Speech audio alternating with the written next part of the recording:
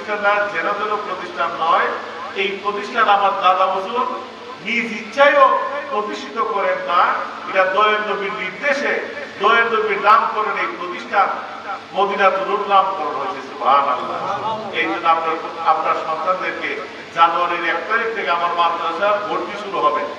ভর্তি ইনশাআল্লাহ আপনারা আপনাদের এই পীরের দরবারে মাদ্রাসায় ভর্তি করবেন, আমি আহ্বান জানাই। এবং বোর্ডিং সিস্টেম আছে, জানুয়ারিতে এগুলো হবে ইনশাআল্লাহ। এই বোর্ডিংও পড়াইতে পারবেন। প্রাথমিক অবস্থায় আমরা তো এত সিট দেওয়ার সুযোগ নাই, আমরা একটা নির্দিষ্ট কিছু আসনের বোর্ডিং এর ব্যবস্থা করছি। যারা দ্রুত যোগাযোগ করবে তারা বোর্ডিং সিট পাইবেন, আর যদি দ্রুত যোগাযোগ না করতে পারেন তখন আমরা এই বোর্ডিং এর সিট দেওয়াটা অক্ষম হয়ে যাবে। তবে আস্তে আস্তে আমরা এই বোর্ডিং এর সিট গুলা বৃদ্ধি করব, একসাথে করা যাবে না, আস্তে আস্তে করতে হবে। আস্তে আস্তে আমাদের প্ল্যান আছে, এই বিষয়টা খেয়াল রাখবেন। আর সামনে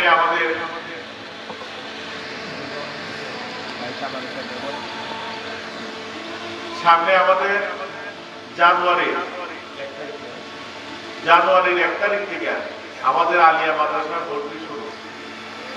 আপনারা পূর্বের ঘোষণা শুনে অনেকে খুশি হয়েছেন। আমরা ইচ্ছা পোষণ করছি, আমরা জানুয়ারি থেকে আমাদের এই মাদ্রাসা একটা হোস্টেল পরিচালনা করার, আবাসিক হোস্টেল, এই ধরনের আমরা একটা ব্যবস্থা নিচ্ছি।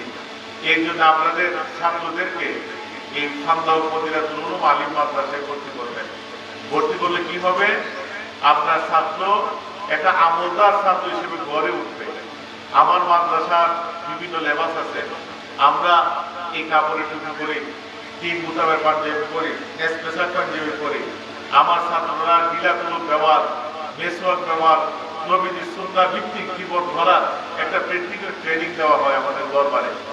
এই জন্যে আমি প্রায়শই বলে থাকি, শুধু এলেম অর্জন করলে হবে না, আমল থাকতে হবে। আপনি যদি এলেম অর্জন করেন আমলদার না হন, এই এলেমের কোনো মূল্যায়ন নাই। আপনার ছেলে আপনার কামেল পাস করে সে প্যান্ট পরে, কামেল পাস করে সে শার্ট পরে, তাহলে তাকে মাদ্রাসা পড়াইতে কেন? তার তো কোনো মাদ্রাসার লেবাস নেই।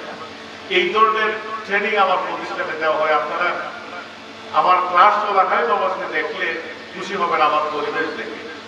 2 নাম্বার লাভ, আপনার ছেলেটা আপনার পীরের এবং দাদা পীরের কদমে দাঁড়ানোর একটা সুযোগ, ঠিক না? এবং রুহানি একটা ন্যাকড়া পাওয়ার একটা সুযোগ আছে। এই দৃষ্টিকোণ থেকে যারাই আপনাদের সন্তানদেরকে মাদ্রাসায় পড়াবেন, সকলেই আপনার পীর এবং দাদা পীরের মাদ্রাসায় ভর্তি করবেন ইনশাল্লাহ, ঠিক না? ইনশাল্লাহ ভর্তি করবেন। এবং এই প্রতিষ্ঠানের মধ্যে অনেক রুহানিয়ত আছে, আমি এগুলো তোমাকে বলবো না, কারণ এই প্রতিষ্ঠানটা যেন তেন প্রতিষ্ঠান নয়।